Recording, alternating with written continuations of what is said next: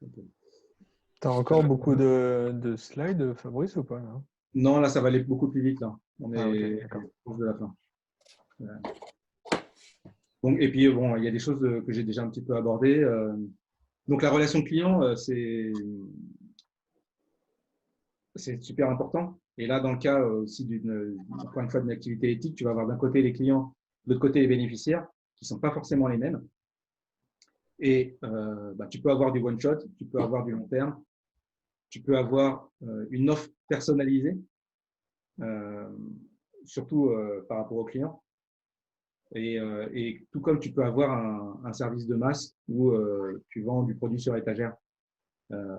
C'est important, quand tu veux personnaliser, quand même, de trouver le juste milieu pour pouvoir rester compétitif. Parce que plus tu vas personnaliser, et plus ça va te demander du temps de préparation, de réalisation, et donc du coup, le coût ne sera pas le même. Donc il faut faire attention à ça.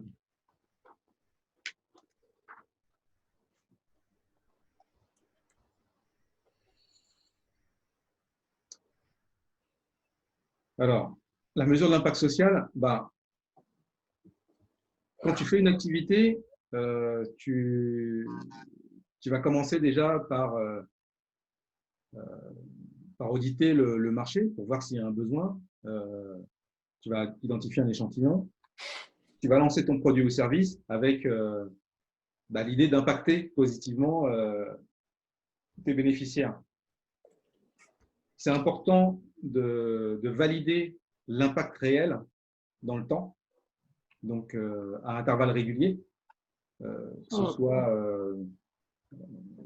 par exemple, tu as vendu un produit, tu vérifies 6 mois après que le client est satisfait du produit, que ça tient dans le temps, 1 an après, et tu vérifies, tu vois aussi s'il n'a pas besoin de quelque chose de complémentaire, s'il a des suggestions aussi qui peuvent te permettre d'améliorer ou pas.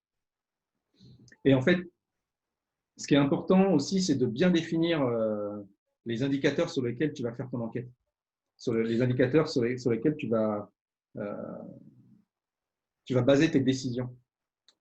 Et tu vas définir aussi un échantillonnage parce que tu ne pourras pas forcément auditer tout le monde. Donc, tu vas faire un échantillonnage pour faire une étude quantitative et qualitative. Donc, tu vas définir la fréquence et les outils que tu vas utiliser pour échantillonner. Ça peut être un formulaire en ligne, ça peut être du porte-à-porte, ça peut être une réunion de consommateurs, enfin, bref. Tu définis le format, la fréquence, tu recueilles de l'information et cette information va te permettre ensuite d'identifier les axes d'amélioration de ton offre. Donc, une mesure quantitative, donc tu définis le nombre de personnes et le type de personnes, et qualitative, donc qu'est-ce que tu as apporté et la quantité, enfin, tu quantifies l'impact de ce que tu as fait, l'impact réel par rapport aux bénéficiaires.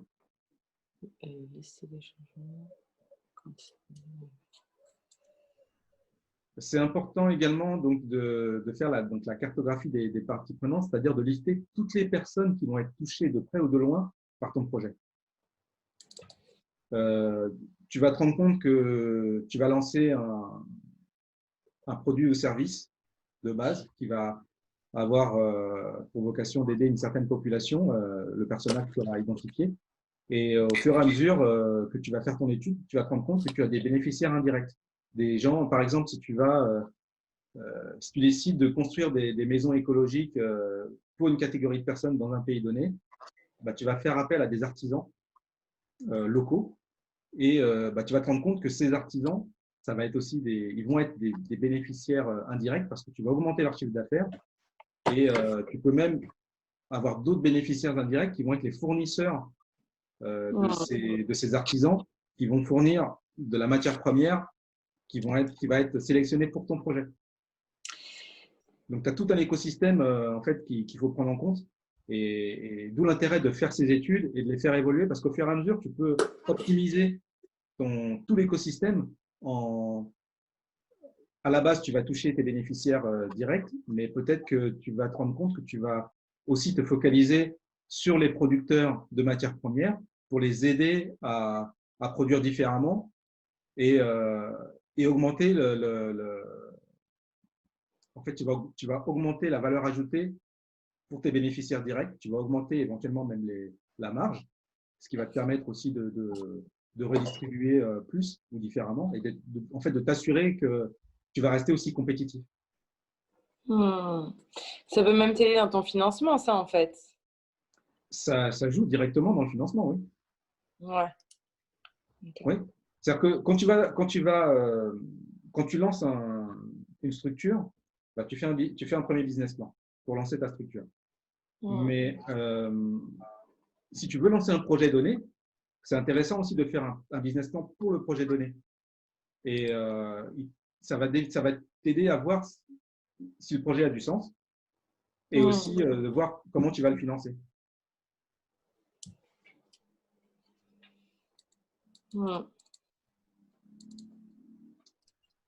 Vous êtes prêts pour un petit quiz? Encore un quiz. C'est le dernier. Yes. Allez.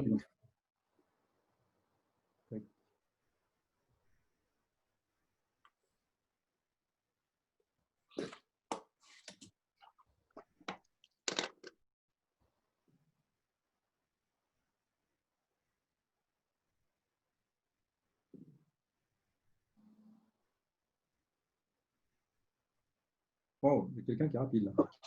Okay. Ah, j'ai cliqué vite, moi. Je crois que j'avais pressé, donc j'ai cliqué vite aussi. Ok, bon, bah, je crois qu'il n'y a pas trop de discussion. Tout le monde a répondu pareil. L'analyse des KPI est uniquement quantitative. Faux. Le suivi des performances d'un projet ou produit n'est pertinent que sur une courte durée. Faux. Comprendre la cartographie des parties prenantes d'un marché permet de développer des services ou produits annexes. Vrai. Bon, cool.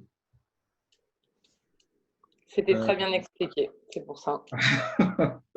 Bah ouais, clairement, si tu as des bonnes réponses, c'est bon. Bah ouais. Merci. Est-ce que vous avez des questions? On va faire chacun notre business plan, puis on va revenir te voir.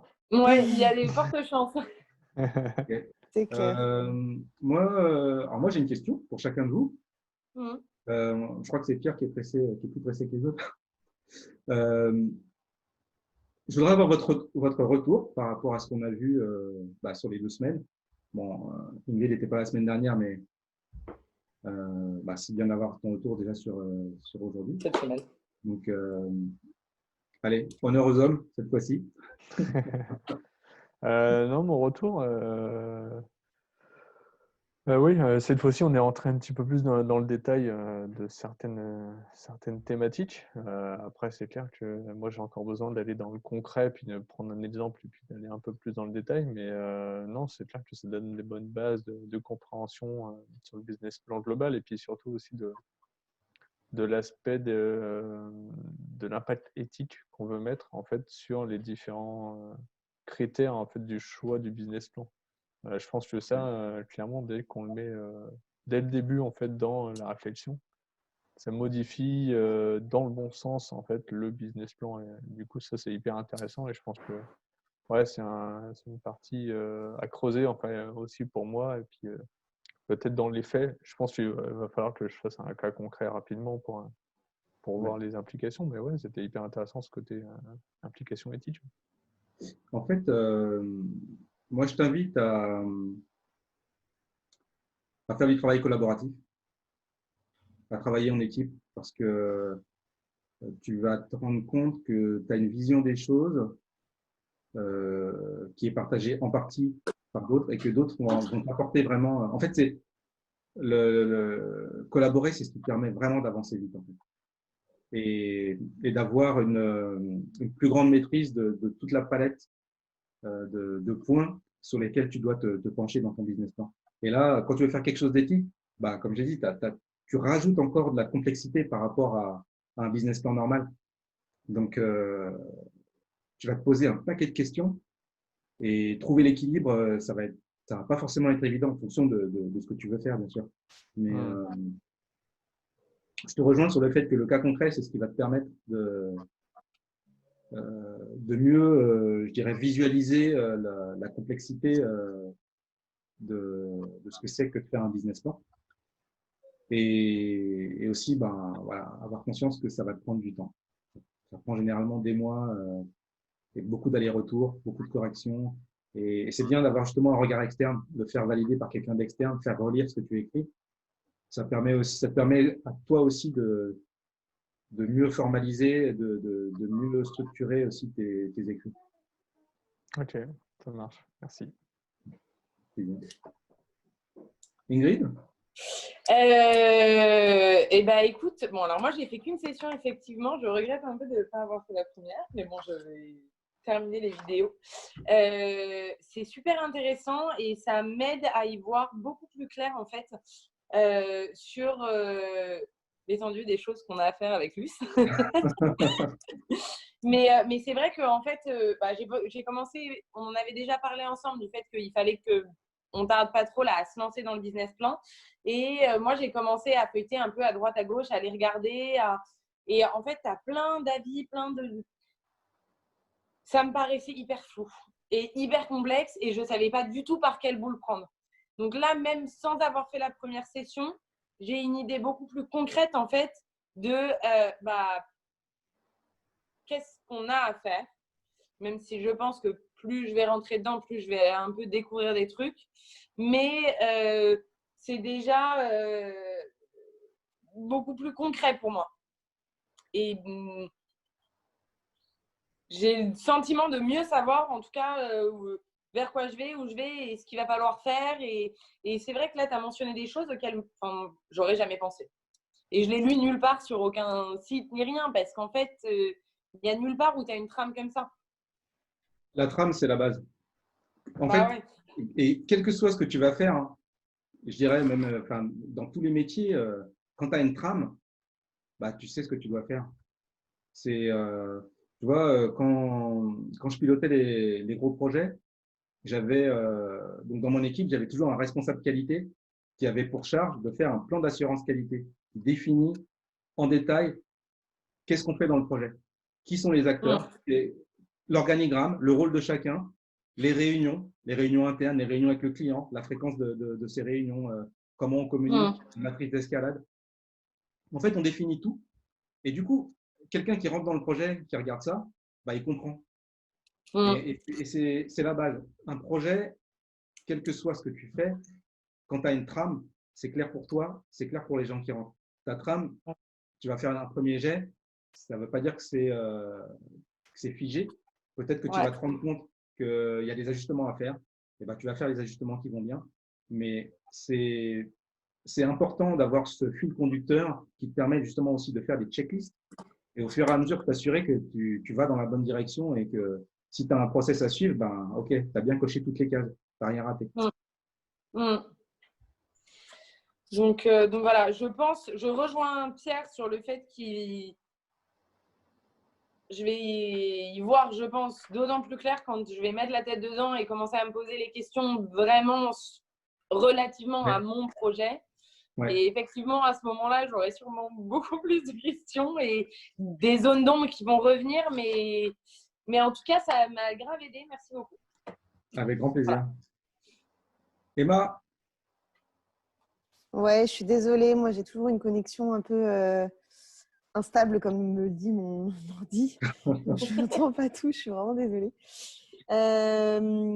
Moi, j'ai trouvé ça très intéressant et d'autant plus qu'effectivement, on rentrait beaucoup plus dans le détail. Et effectivement, je pense que ça c'est peut-être l'objet plus de co-développement, d'atelier de co-développement. Mais j'aimerais, je pense qu'on en apprend d'autant plus aussi à voir ce que ça donne, les problématiques de chacun. En fait, sur ce point-là particulier, en fait, de voir un peu comment chacun avance, les questions qui se posent, comment y répondre, etc. Je pense que c'est un exercice qui peut être assez intéressant à faire finalement en co-développement. Et bon, maintenant, on a les bases, entre guillemets, un peu théoriques. On sait dans quelle direction on doit aller et il faut passer à la pratique. Je pense que c'est encore une autre paire de manches que d'avoir les bonnes réponses au quiz.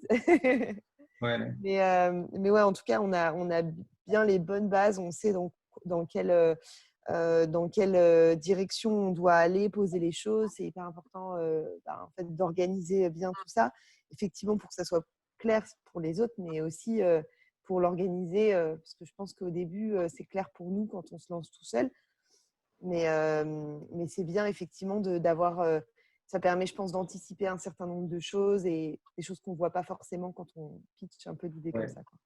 Mais tu te rends compte que quand tu te lances dans quelque chose, l'idée, des fois, elle est claire au départ.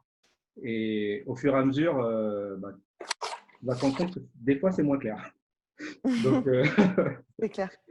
ouais. Et autre chose aussi, là, en 2 heures, 2 heures et demie, forcément, on ne peut pas rentrer dans les détails de tout. Je crois qu'on avait parlé la dernière fois du persona. Donc, c'est toi, Pierre, il me semble, qui avait émis le sujet du persona. Non, je crois que c'était Mathilde. Mathilde. OK.